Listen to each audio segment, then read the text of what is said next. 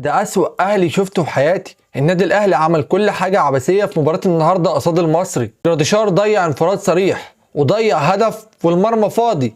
أحمد سيد زيزو ضيع ضربة جزاء. بن شرقي لعب مهاجم. أحمد عبد القادر لعب هاف يمين. عبث بقى اللي بجد كمية الفرص اللي ضاعت. فريق بقيمة النادي الأهلي ما عندوش لاعب راجل يسجل هدف طول المباراة. فريق صارف ملايين الدولارات مش عارف يكسب المصري وهو غايب عنه أفضل جوز لعيبة اللي هم ميدو جابر وصلاح محسن. فريق كل حاجة متاحة بالنسبة له، فلوس واستقرار وصفقات، ومع ذلك تاني الدوري. قبله سيراميكا في صدارة الدوري ب 26 نقطة، مع ان سيراميكا ما صرفش ربع الفلوس اللي النادي الاهلي صرفها. بعده الزمالك على طول في المركز الثالث، بينه وبين نادي الزمالك نقطة واحدة، مع ان نادي الزمالك عنده مشاكل وعليه فلوس لطوب الارض، ولاعيبة نادي الزمالك بتلعب كرة من غير ما تاخد مرتباتها من نادي الزمالك. طبعا انت في المركز الثاني عشان بيراميدز متأجله 3 ماتشات. بيراميدز لحد دلوقتي عنده 20 نقطة ومتأجل له 3 ماتشات، يعني لو كسب ال3 ماتشات هيبقى عنده 29 نقطة، يبقى الفرق بينك وبين بيراميدز